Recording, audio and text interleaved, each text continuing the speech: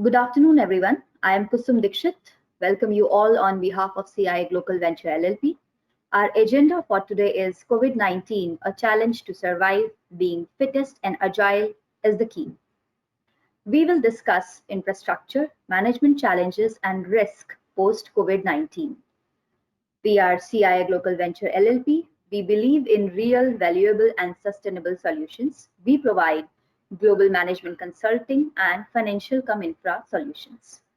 We indulge in business transformation, restructuring, diversification, cost optimization, and risk profiling. Along with this, we take up PMC, TEV, LE, and LI roles also. We have uploaded our corporate profile. For more details, kindly go through. It's on your screen. We have discussed in our last webinar, after a period of struggle, we always come out stronger.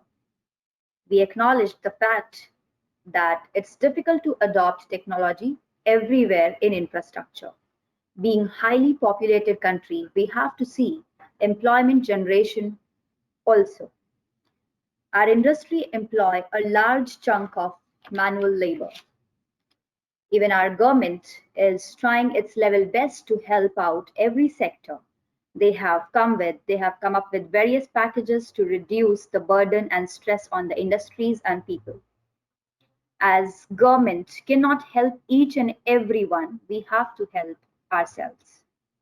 People are undergoing stress, depression due to job losses, having no money, future anxiety, hunger, etc. Recently, we have seen there are so many suicides people are committing, which is a highly depressing fact. We talked about making warriors out of entrepreneurs during COVID-19, as they are strong enough, can take up bigger risks, can face challenges better, and can motivate others to be positive. But as a normal person who is trying and struggling every day, it's important to keep in mind being fitter and agile is the key to survive. We know it's difficult.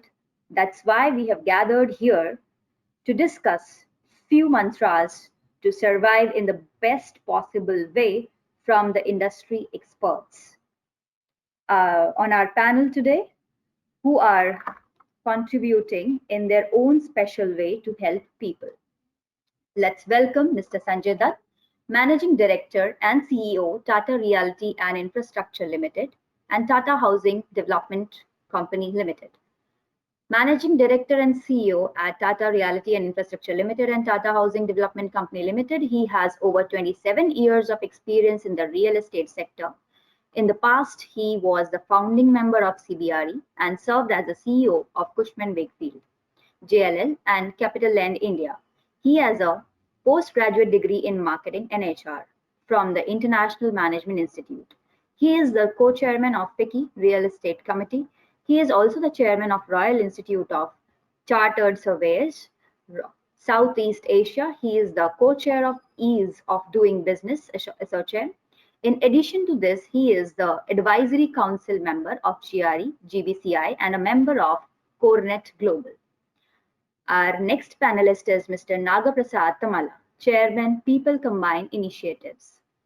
Chairman and co-founder of the People Combine Group, which was known as Vikas Education Institutes earlier, be it the Oak Ridge International School, which is Andhra Pradesh's first IB World School in Hyderabad in 2001, the Westbury in 2010, or OI, a play school chain, in 2011. His sharp business strategies coupled with the vast experience of the education world has helped the organization roar higher with every new venture. In the recent past, People Combined has won many accolades such as the Great Place to Work for many consecutive years and the Best Company for Women to Work in India. Mr. Nagaprasad Tamala is a mathematician and has an MBA in Business Administration and Management from ISB Hyderabad. He won the title of Game Changer of AP by Times of India and the title Business Wizard of AP by India Today in the year 2010. Our next panelist is Mr. Arun Karambelkar, Board Member Capacit Infra Projects Limited, ex-President and CEO HCC. Independent Director of Capacit Infra Projects Limited. He has done his BE in Mechanical Engineering from the University of Mumbai and was a silver medalist. He has also done MBA in Materials Management from Pune University with top rank.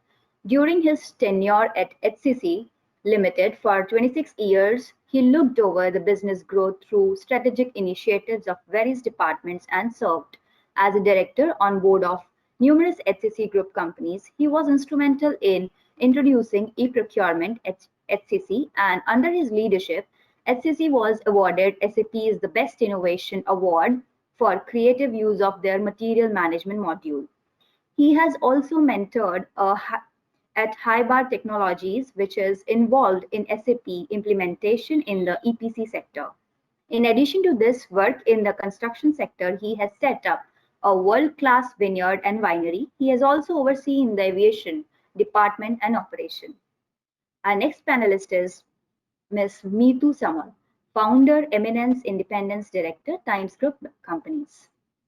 Meetu Samar has over 2 decades of experience in brand positioning and reputation management. She is the founder of Eminence, which is a reputation consulting firm which helps companies and individuals in enhancing their respective brand experience and building credible reputation. She also serves as an independent director on the boards of the Times Group companies, namely Zoom, Entertainment Network, Times Guarantee Limited, and Aegon Rev Life Insurance Company Limited. She has also worked with CRISIL, Aditya Birla Capital, ICICI Prudential, etc. She has done MA in Economics from the University of Mumbai and MBA from SP Jain Institute of Management and Research. Our next panelist is Mr. Amit Roy, Director Insurance PwC. Director at PwC India, he has completed his executive education from Northwestern University, Kellogg, School of Management, University of Pennsylvania, the Wharton School. He has also done his PGP Max in Business Administration and Management from ISB. He is a business leader with 26 years of in-depth experience across distribution management, customer relationship management, turnaround of business, and establishing new business models across geographies. He has managed large profit centers and SUBs across various business lines. He has been responsible for developing strategic plans for business growth, market expansion, product development, and launches. He has led large teams of diverse employees and also has a proven track record in building franchisees. Thank you. And Mr. Alok Sapre, he is the Chairman and MD, CIA-GLOCAL Venture LLP. He is the moderator for the session. Mr. Alok Sapre, he is a business strategist and management expert with sector agnostic exposure to project and risk management of more than 30 years in various nuances of Indian and global infrastructure, construction, and management industry. He is also an expert in advising right selection and setting up of businesses, commercial acumen, risk study, and in inducting best global practices with ethics and transparency in PPP, EPC businesses within infrastructure. He holds MBA from ISB, Wharton, Kellogg, FDC Brazil in finance, economics, business management, and leadership with masters in hydroelectrical. Welcome you, sir. Please take the session from here. Thank you. We do. So infrastructure basically is what? It is basically a basic system and services necessary for a country or an organization, like building and roads and all, a very basic definition, including oil, gas, energy, what name anything is infrastructure. And in India, large infrastructure is controlled by government, and also private sector is now playing an active role. But then normally, typically, private sector has remained as a contractor or EPC or whichever form of contracting is there. But now there is an element of development is increased. Feel bad, like suppose we have a patient at our home, then first thing we pray is not that he should run, but then we want him to revive.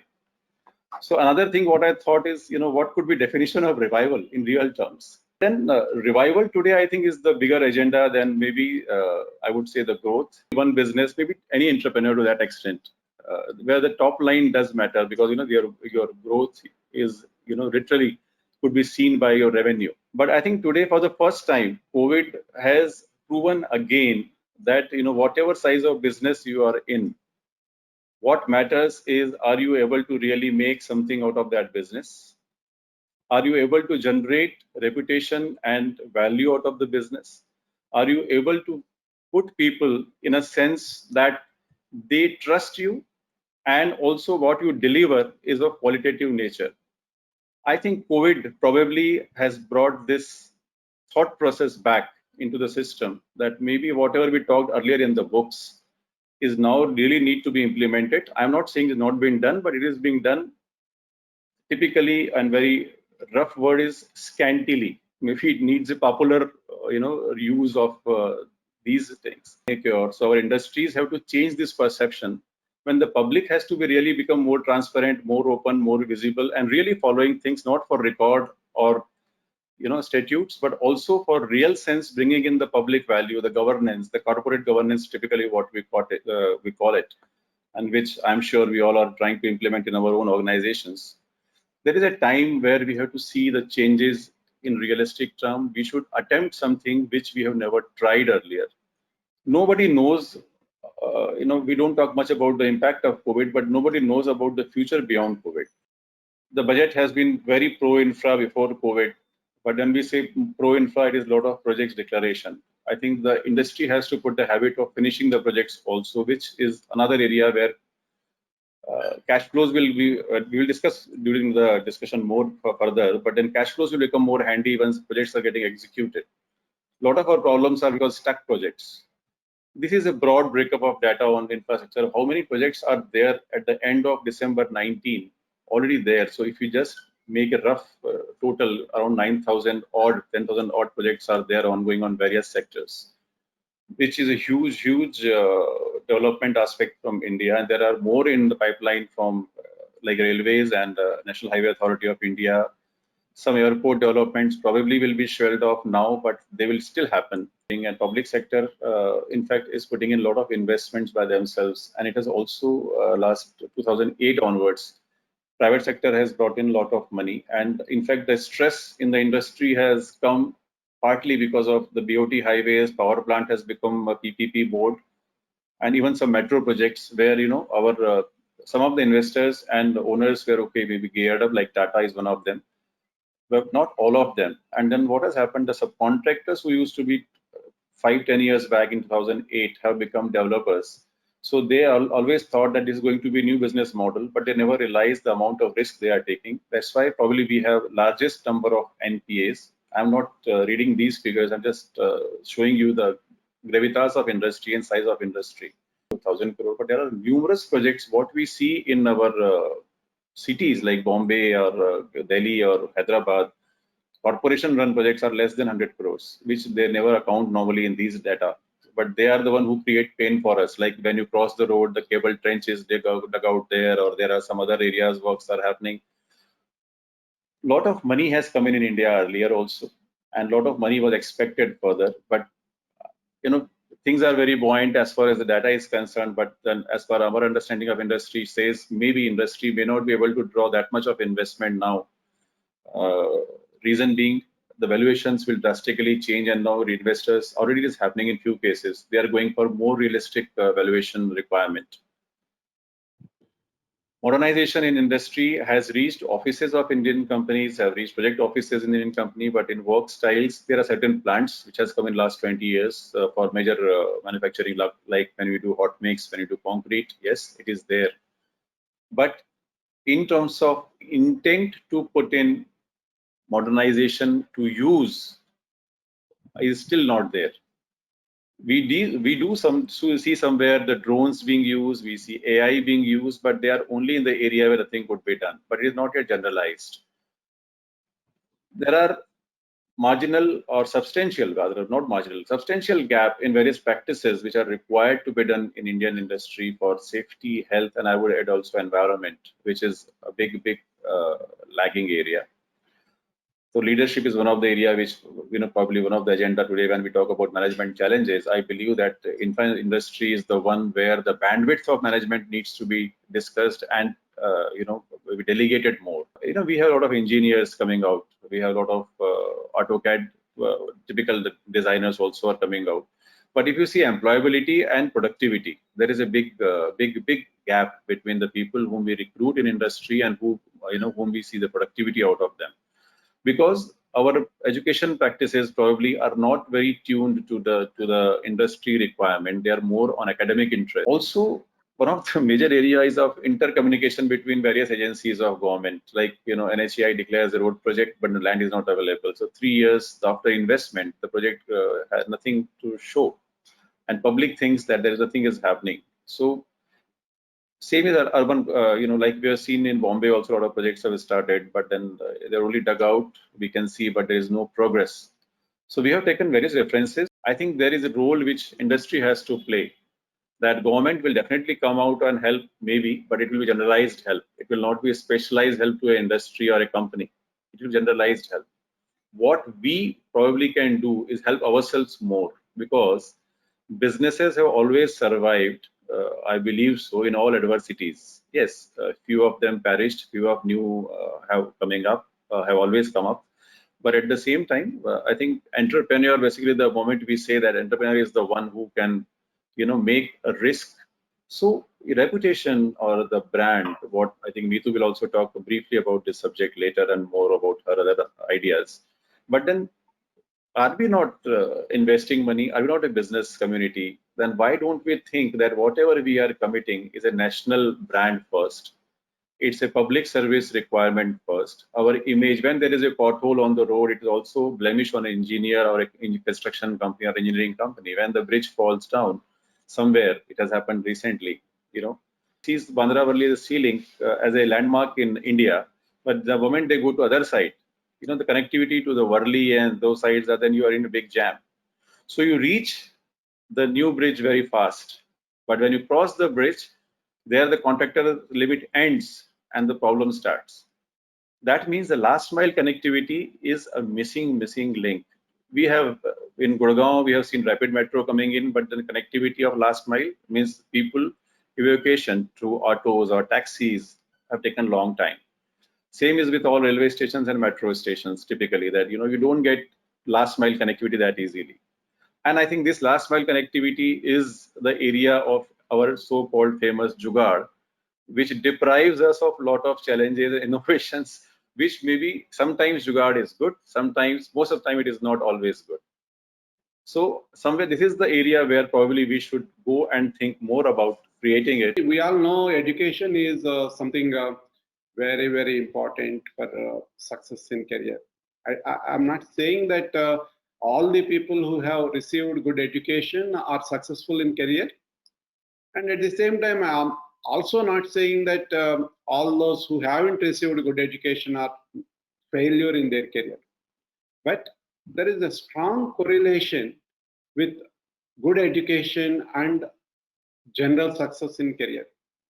And if you have looked at Malcolm Gladwell in his book Outliers has brought it out very clearly. Students who go to rich neighborhood schools, they have a head start when compared to most others. They can use the technology better, they have exposure to latest knowledge and skills. And this is resulting into a kind of extreme differentiation.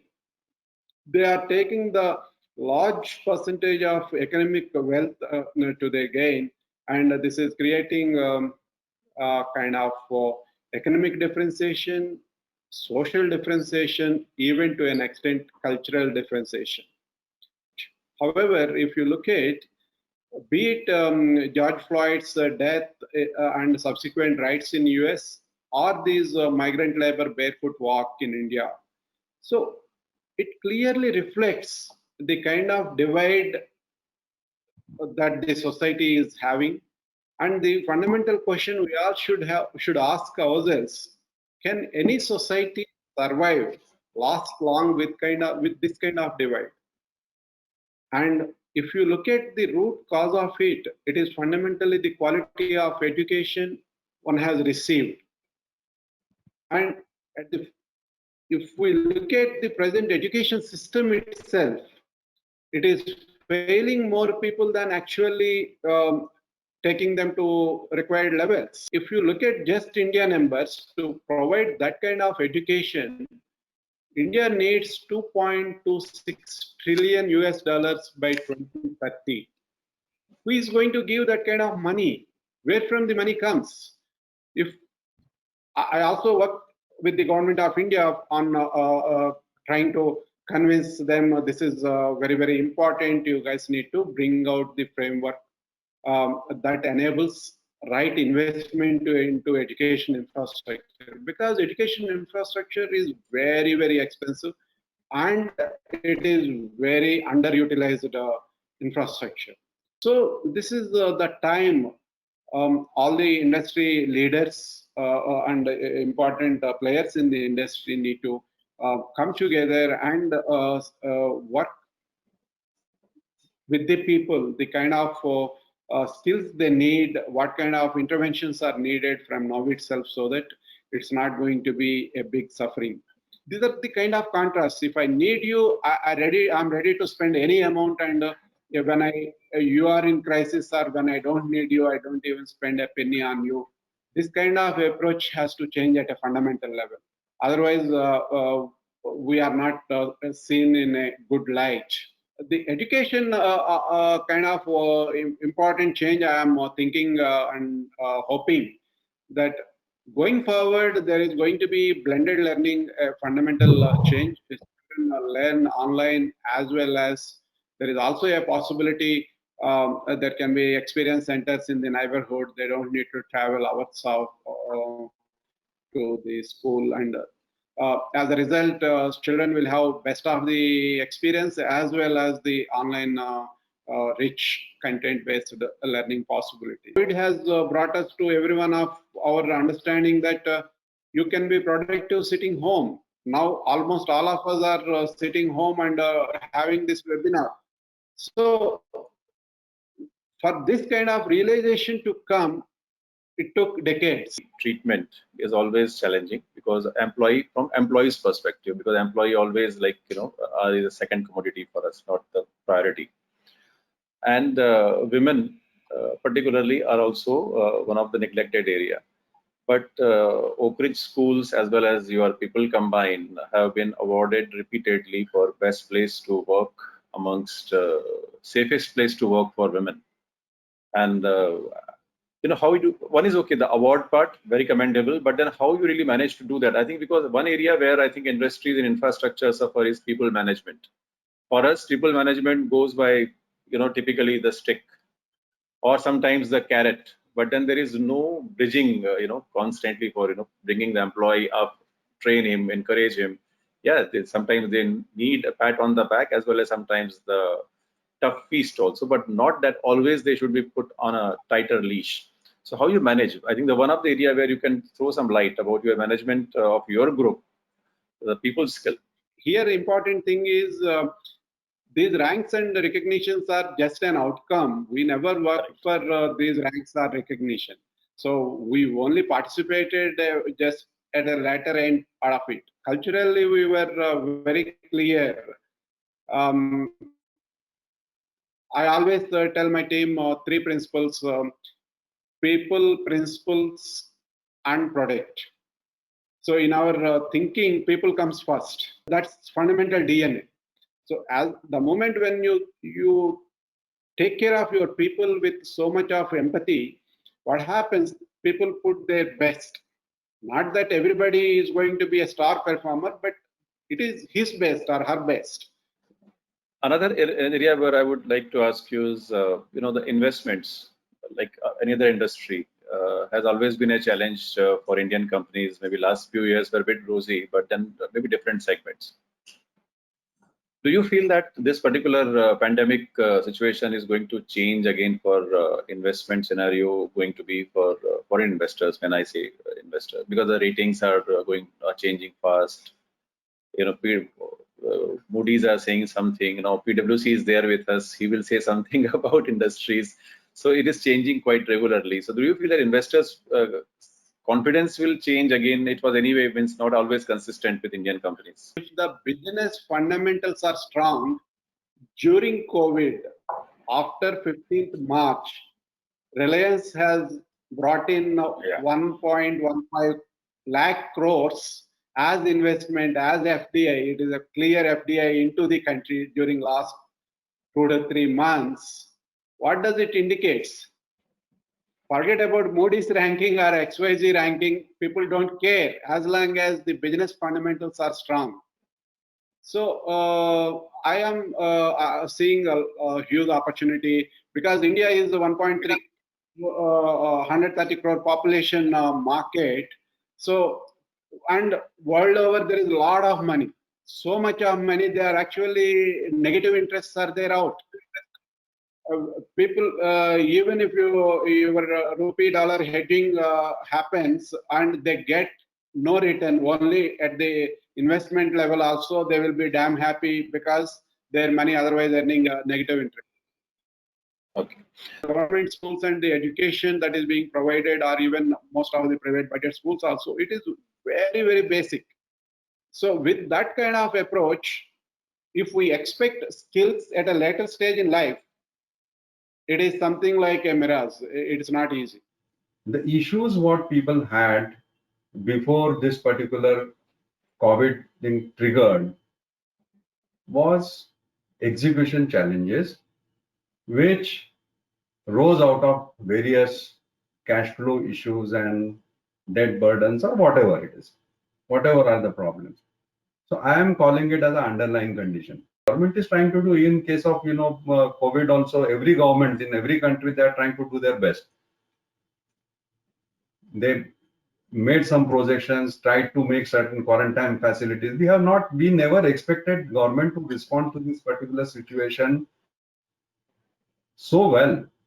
And whatever they have done in India is commendable. But ultimately, ultimate message is that if for individual, ultimately he has to take care of his own health. So similarly, individual companies and individual sector will have to take its own steps. So once you come out of that denial, acceptance is very bad, because when you accept something, you have to act. So today is the situation where we have to act. But today you cannot go on talking about,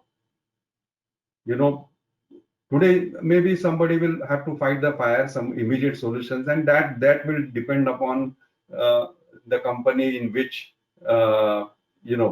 situation it is, and everybody will have to find its own solutions for a temporary. But in the long run, unless and until your fundamentals are right, and then unless and until your foundation is strong, you cannot jump. Now we have been talking in the industry. One is, migrant labor, but related with that, how to retain the people. Now, labor retention, generally, I mean, we were talking also for the management staff, engineers, as well as for the workers. But today people are talking about, migrant labor, and in that context, it is being seen. Now, how do you retain that labor force? Because that's a big number that you need. Now, any construction company or construction sector today, let them check last 10 years records. One common cause for loss of production has been shortage of labor. Now, shortage of labor is also needs to be, understood in different context. Now, this particular issue, when, all over the world, infrastructure industry was booming. India, with its own plans of, giving importance for infrastructure development and allocating good, budgets for that. Similarly, some other countries and like Gulf countries were also booming at the same time. Now, during that particular period when Gulf was doing well, industry here in India have suffered a lot, because people simply, left India, they went to Gulf for working, because, that's a big opportunity there. Now, that is also a migration. So what I'm saying is, migrant labor and that particular issue, what we are talking about, needs to be seen in a little bit larger context, and not probably in the context of COVID or many such issues. This is a backdrop, yes, but we have to see this as an external threat. We have to look at it as something, which has come onto you, which was not anticipated. When it comes to enterprise level risks, generally my observation is that people are in a denial mode. Why people are in denial mode? Because there are two aspects to it. One is impact and second is probability. Now, when you're talking about project level risks, there you see that probability bit higher, or you can see that something is coming or something can happen or you've experienced it. But probably the impact of that is not much. And when it comes to overall business perspective. But enterprise level risk, when you talk about, the probability is less and then you are in a denial mode. But the impact is very high. Now today you are seeing that. Yeah, today the realization has happened. Every single business is suffering and you are caught unaware because this is something one never expected. But the amount of time that you spend on engineering phase, when I say engineering, it designs of physical structures and then methods and equipment planning and project planning and method planning and all that stuff included. So it's an engineering phase. So if you do your engineering phase better, then obviously you have better control. But in India, now Indian context, I'm saying that people spend less amount of time on this particular phase, right? And people then struggle and do firefighting mode when it comes to construction, and then you have lots of surprises. Correct. That's what I'm. Similarly, when when it is a business, construction or infrastructure business or a construction company, I would say that there are two major activities. If you break it down into two separate activities, I will break it down into two activities, major roles or major activities. One is, business acquisition, and second is, business delivery or execution and delivery. Now, you will see that, most of the businesses had good order backlog, I said. Order backlog, people were, satisfied with. You may not be satisfied with, but, I would say it was not bad for most of the people. People were struggling at the execution phase, right? And the issues could be many. Now, what I'm trying to say is that when you are at the business acquisition stage, there the type of and quantum of risks that you assume are too high. So unless and until you address your risk at that particular stage, it is very difficult for you to do a proper execution. But having worked with lots of foreign players, joint venture, when I used to negotiate joint ventures, wanting outside people to come and work here for now the risk assessment, how they do it and how they look at it is far too different, and sometimes you can call it robust also, much more robust. You have adopted, many companies have adopted some these practices. I'm not saying no. People in Indian construction companies, larger players, they have adopted certainly these practices. Now, so basically, business acquisition and business, execution, we are talking about risk management at the execution level more than generally, at an acquisition level. So that's basic point what I wanted to bring about as a good and better practice. Now, correct. What do you do in NEC? You have to lay your focus on that. And since the business is going to be big, very big, you don't have to really rush.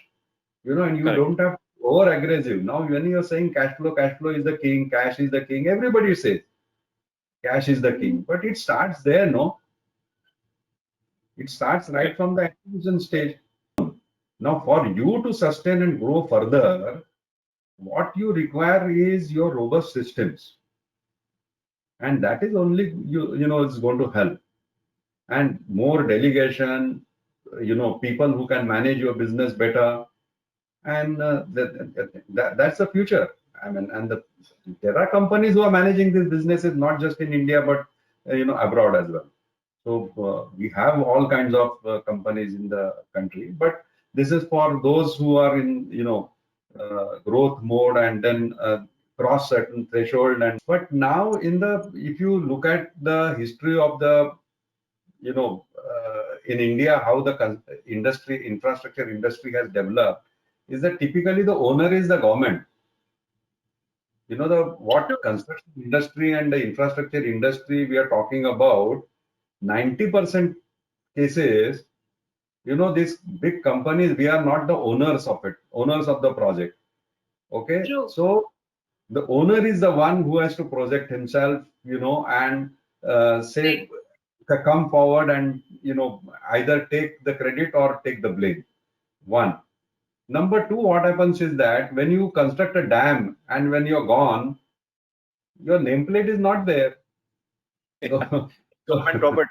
I have to tell you that we have built, 65% of the nuclear power stations in this country. It's a matter of pride, but I have to tell you this, no?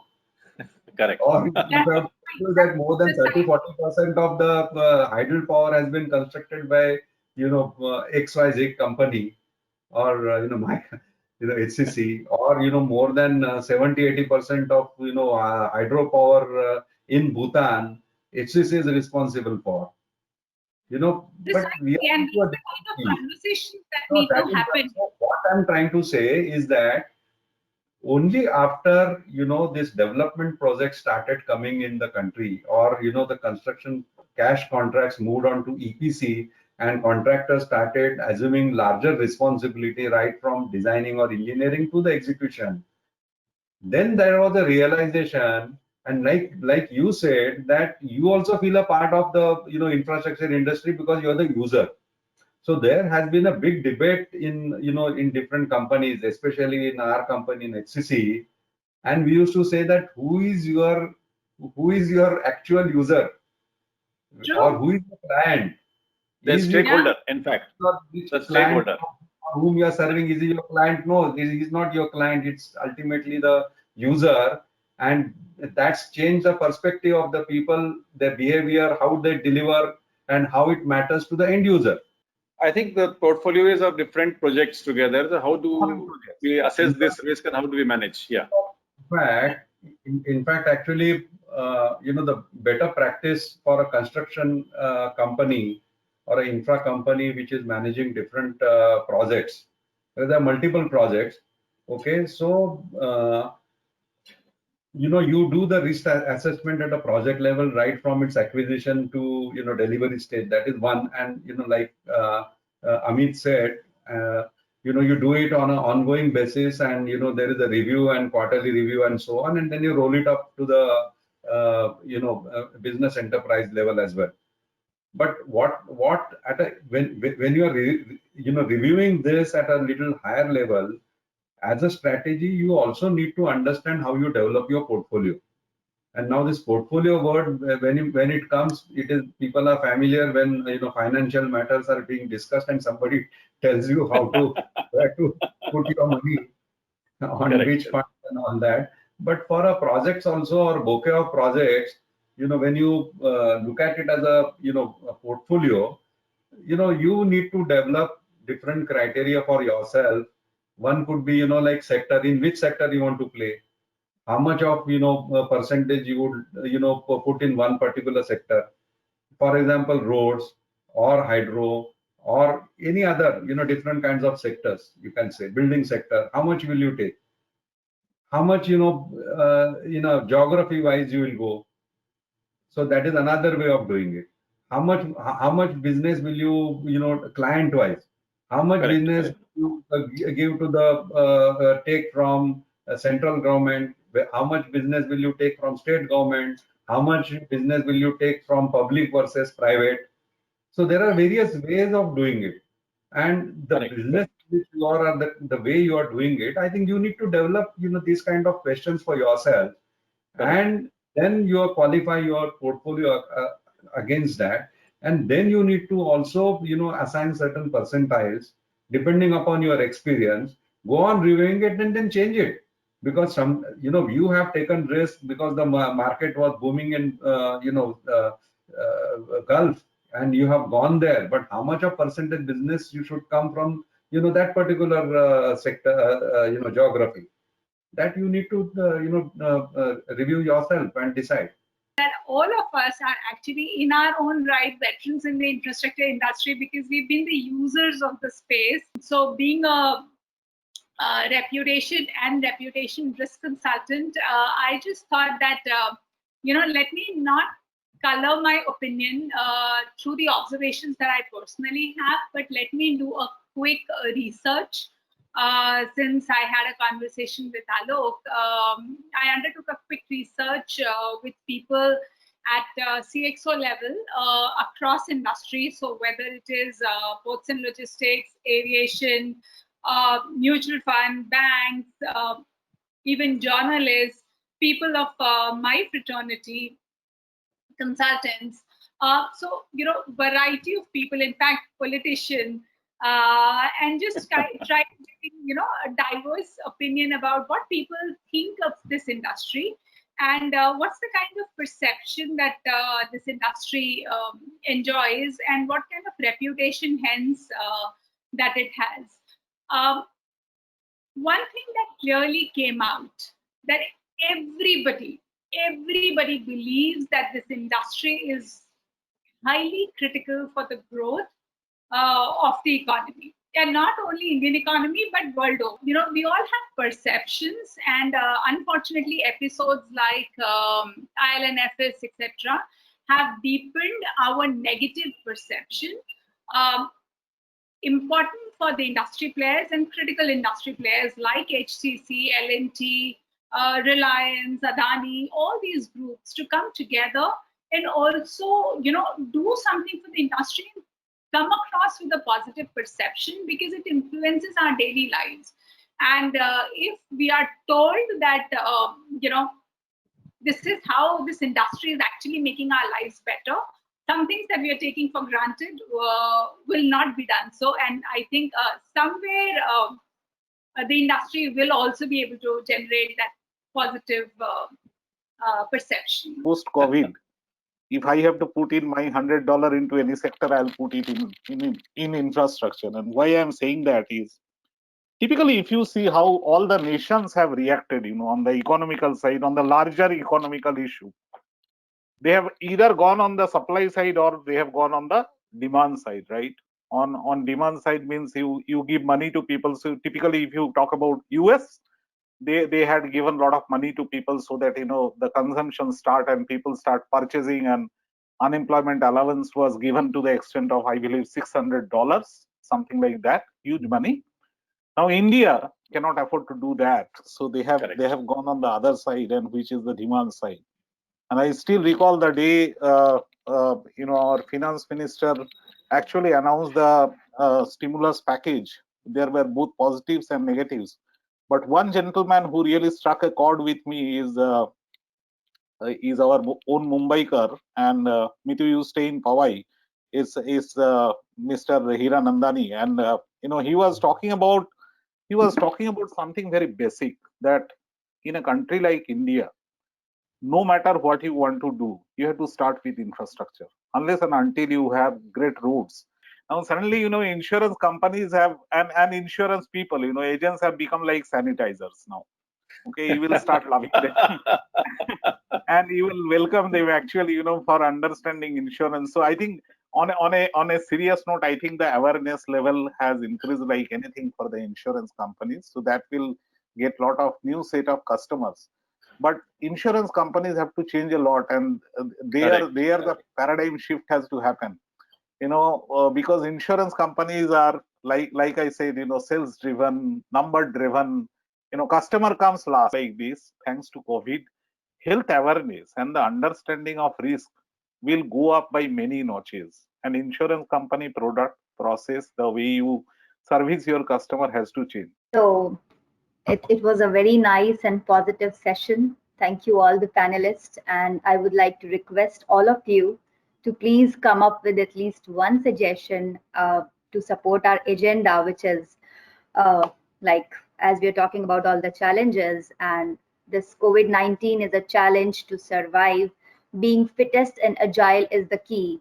So we are looking forward to have some suggestion from you for the young generation. As you can see, there are a lot of suicides, which is really shocking for people like us and various others, because people are really not able to take this thing positively. It's very difficult to be in this kind of a situation. We have never been into lockdown like this. You guys are experts, can face things, as you have already faced a lot of things and you are good at it. So we would request to have some suggestions which can help others and people who are working, who are employees, who can face it in a better way, in a positive way. So looking forward to it, please. The only way to overcome the current crisis is look beyond the crisis and hook your vision to the opportunity beyond the crisis. That's what helps you to cross the crisis situation. Importance that the government is giving for this particular industry, the sector as such, and then the money that is being committed, for this particular sector. If you look at all those numbers, the entire world is actually looking at India as a, place to, come and work. It's not just, within India. Because if you look at, globally elsewhere, how many countries are really, growing their infrastructure? How many countries are able to commit these kind of numbers, for their infrastructure?